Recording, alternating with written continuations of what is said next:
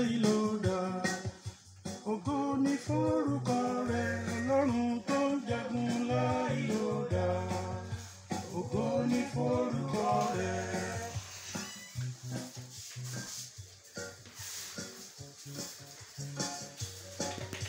Ọlọ́run amọ́kànán pé wá ní 2020 tó kọjá. A ò dòkú nínú rẹ̀, a ò dọ̀fọ̀ nínú rẹ̀.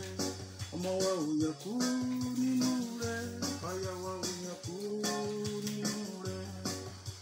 Amọ́kàn ọpẹ́ wá fóore èyí tẹ́ ẹ ṣe.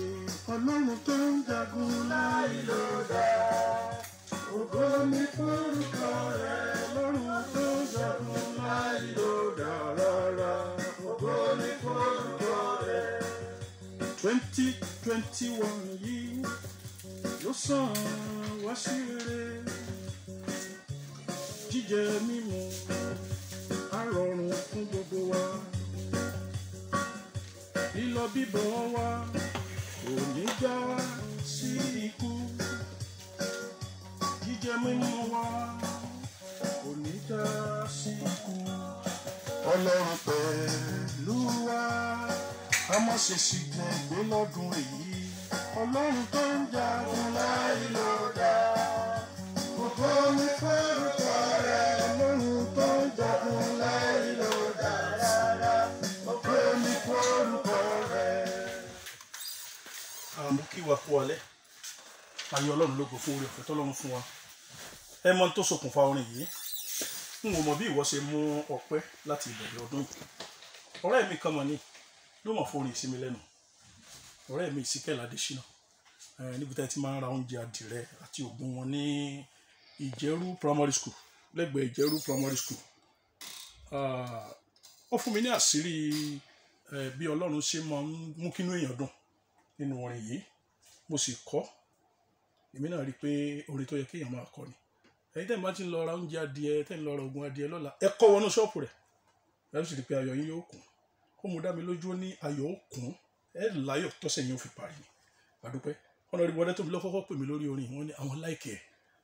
Mo wá tún rí pé gbogbo àwọn tó pè mí láàrin ọ̀sẹ̀ orin náà ni wọ́n láwọn láìkì. Mo ní orin náà ní tó fi bẹ̀rẹ̀ lálẹ́ yìí. Ìsíkẹ́lá Adésínà yóò máa dá sí lórúkọ Jésù. Mo bẹ̀rẹ̀ ètò alẹ́ yìí náà ni. Mo gbàdúrà pé lágbára Ọlọ́run a ó jọ rí ìbùkún gbà lọ́pọ̀lọpọ̀ lálẹ́ òní. Ẹ bá mi ṣí ìwé orin yín nítorí ètò tí mo ní. Ẹ bá mi ṣí ìwé orin yín sí 572 fẹ́ kí n rántí ti Baptist. Ẹ̀yin yòókù ẹ bá mi ṣí ìwé orin sí òjò ìbùkún yóò sì rọ̀. Ìgbàgbọ́ mi ni pé bí a ṣe bẹ̀rẹ̀ ọdún 2021 yìí a ó rí ìbùkún Ọlọ́run gbà lọ́pọ̀lọpọ̀. Gbogbo ohun tá a bá sì ń dáwọ́ wálé yóò máa yọrí sí ìbùkún lórúkọ Bàbá, Tọmọ àti Ẹ̀mí Mímọ́.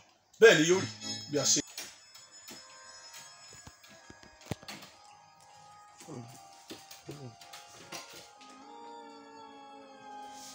Nítorí pé page bend di keyboard yóò ti yí. Now, nǹkan tí mo fẹ́ ká ṣàkíyèsí níbi orin òjò ìbùkún yóò sì rọ̀. Mo sì fẹ́ ká ṣe àtúnṣe rẹ̀ pàápàá wa akọrin nínú ètò ìsìn wa. Tẹ́ ẹ bá wo orin òjò ìbùkún yóò sì rọ̀ yìí, ẹsẹ̀ mẹ́rin ni orin yìí. Time signature orin yìí ni 6/8. Gbogbo àwa ìjọ tá ń lo 3/4 kì í ṣe 3/4 ní àfikọ́. Ẹ jẹ́ kí n ṣàlàyé 3/4 time signature yẹn. Àwa tá máa ń lo òjò ìbùkún yóò sì rọ̀, èyí ni ìlérí ìfẹ́. 3/4 là ń kọ yẹn. Bó ṣe rọ̀ àwa lọ́rùn là ń kọ yẹn. Negative side effect of kẹ́ ẹ mọ́ lo 6/8 tó lónìí yẹn lò ní pé number 1 yóò pẹ́ yín nídìí orin yẹn. Ẹ lè fi wé ẹni tó sọ pé òjò ìbùkún yóò sì rọ̀, èyí ni ìlérí ìfẹ́. Engineer Peter, ó yàtọ̀ àbí ọ̀yàtọ̀?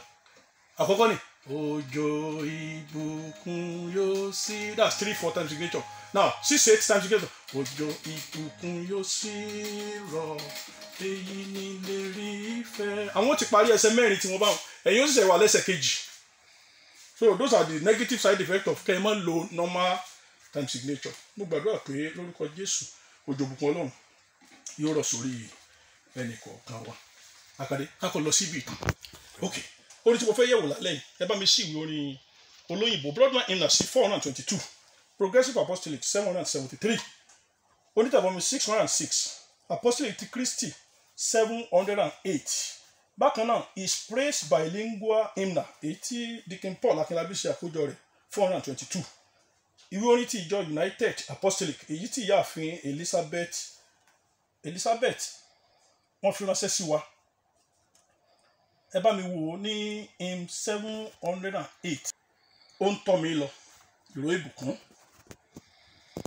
John Henry Gilmore tí a bí ní ìlú Boston ní ọdún 1834 ní ó kọ orin yìí agbẹjọ́rò ní bàbá rẹ̀ ìdílé wọn sì jẹ́ ìdílé tí ó gbajúgbajà ní ìlú wọn ó fi ayé rẹ̀ fún Jésù láti kékeré tí ó ti bẹ̀rẹ̀ ilé ìwé ó sì darapọ̀ mọ́ ìjọ bàbá rẹ̀ nípa títẹ̀lé ìlànà ó ń lọ sí ilé ìwé gíga tí a pè ní Philip Academy University bákan náà ó lọ sí ilé ìwé oníwàásù ó sì ṣe àṣeyọrí níbẹ̀ lẹ́yìn ogun abẹ́lé ó jẹ́ olùkọ́ fún iṣẹ́ tí a mọ̀ sí Hebrew ní ilé ìwé oníwàásù lásìkò tí ogun abẹ́lé gbóná riri àwọn ìjọ kẹ́ni ní Philadelphia wọ́n bẹ̀ kí ó ra àga ìwàásù fún àwọn ó sì ṣe bẹ́ẹ̀ tí àwọn yóò máa lò nínú ìsìn wọn láti kékeré rẹ̀ ni ó ti máa ń fi ìwé orin Dáfídì orí 23 dá ara rẹ̀ lárayá tí ó sì máa ń kà á ní àkàsórí ní gbogbo ìgbà nípa kíka sáàmù yìí ni Ọlọ́run ṣe lo Gilmore òǹkọrin yìí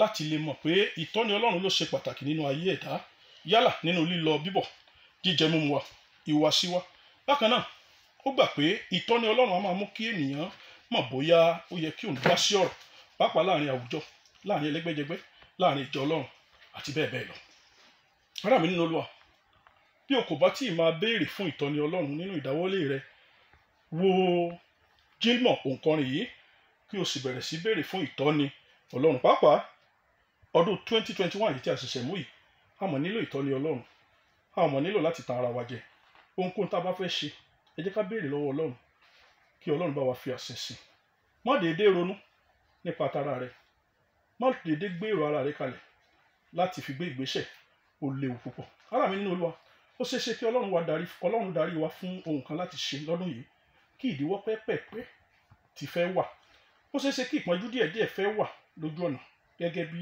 ẹsẹ̀ kejì ṣe wí ẹ má ṣe jẹ́ ká bojú wẹ̀yìn ẹsẹ̀ mìíràn pẹ̀lú tún rọ̀ wá láti di ọwọ́ Ọlọ́run mú nínú ohun gbogbo yòówù tí a lè ṣe àti tí a dáwọ́lé ará mi olùfẹ́ ó ṣeé ṣe kí o má ti béèrè fún ìtọ́ni Ọlọ́run pàápàá látìgbà tọ́dún yìí ti bẹ̀rẹ̀ ìtọ́ni Ọlọ́run ló lè ràn ọ́ lọ́wọ́ láti ṣe àṣeyọrí ó sì rí àánú gbà bí a ṣe ń kọ orin ó ń tọ́ mi lọ.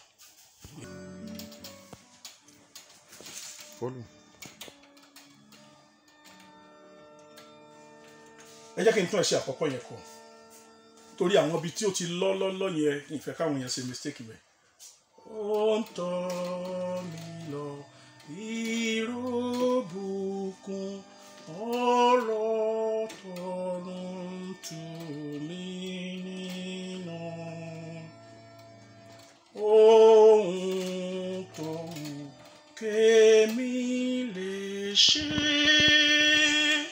síbẹ̀ Ọlọ́run tọ́ mi lọ ó ń tọ́ mi lọ ó ń tọ́ mi lọ ọwọ́ rẹ̀ ló ń fi tọ́ mi 1 2 3 lótìtọ́ ni mo fẹ́ tẹ̀lé nítorí tí ó ń tọ́ mi lọ. That's another 3 beats. Adúpẹ́ o. Lórúkọ Jésù Ọlọ́run yóò bá wa lọ lọ́dún yìí. Ìrántí dídùn àdúrà dídùn tó gbé mi lọ kúrò láyé lọ́wájú ìtẹ́ bàbá mi kí n sọ gbogbo ẹ̀dùn mi fún nígbà bánú jẹ́ àtàrò àdúrà lábọ̀ fún ọkàn mi èmi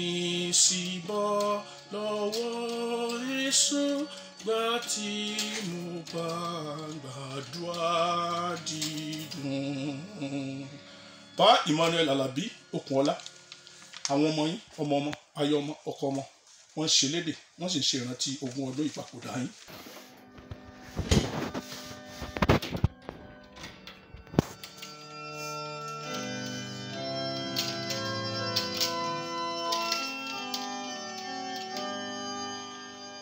Mo gbàdúrà fún gbogbo ẹ̀yin ọmọ àyíká ń ṣèrántí yín lónìí. Pa Ọmọyọsóyè Àjàmọ́ládépọ̀, Pa Emmanuel Alabi Okunola àti ẹ̀yin ọmọ Pa Ọládèjì Ọládẹjọ Richard, bàbá kékeré Don Brown, ẹ̀mọ́ yóò tù yín nínú, ìrántí ayọ̀ ni yóò sì máa jẹ́ fún yín.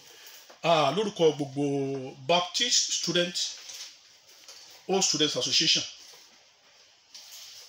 ni mò ń kí gbogbo wa kú ọdún ìtàṣe ní Sàjà Baptist Church lónìí. Ọjọ́ kọ̀ọ̀kan ni wọ́n ń gbé ètò yìí lọ lọ́dọọdún. Sàjà Baptist Church ló gba àlejò àwọn ìyá wa yìí lónìí, àwọn senior wa, àwọn bàbá wa, Baptist College Ìwó. Adúpẹ́ o, ó gbàdúrà pé fún gbogbo Old Baptist Student College students pé lórúkọ Jésù ẹ̀mí yóò gùn, ẹ̀mí wa yóò gùn, a ó sì ṣe tàmọ́dún. Wọ́n ní ká kí àlùfáà ìjọ Sàjà Baptist Church pé ẹ ṣé wa àti gbogbo ìjọ lápapọ̀ fún ìgbàlejò tẹ̀gbà lálejò. Bẹ́ẹ̀ ni ìjọ náà dúpẹ́ fún ẹ̀bùn tẹ́ fi ṣọwọ́ sí wọn. Bàbá wa Adéyẹmọ tó gbé alága sílẹ̀, mo kí yín, bàbá dáa púpọ̀. Wọ́n ti gbé alága fún Pa Akínlọ́tún, lórúkọ Jésù ẹ̀yin náà sọ̀ láyọ̀. Mo kí ẹ̀yin tá a jọ ṣiṣẹ́. Peter engineer wà ń bí, Mr. Sunday Akande wà ń bí, Julius wà ń bí, Ẹ̀rí Ayọ̀ wà ń bí. Lórúkọ Jésù ìsinmi òní kò ní jẹ́ àṣemọ̀ fún ẹnì kọ̀ọ̀kan wa. Mo gbàdúrà pé lágbára Ọlọ́run ọ̀pọ̀ rẹ̀ láṣẹ lókè ìgbẹ́ bí mo ṣe ń kọ orin ó ń tọ́ mi lọ èyí tí a ó fi sùn. Ẹ má bínú pé mi ò lè gba ìpè. Ó ń tọ́ mi lọ irúbùkún ọ̀rọ̀ tọ̀run tù mí nínú. Ohun tó wù èmi lè ṣe síbẹ̀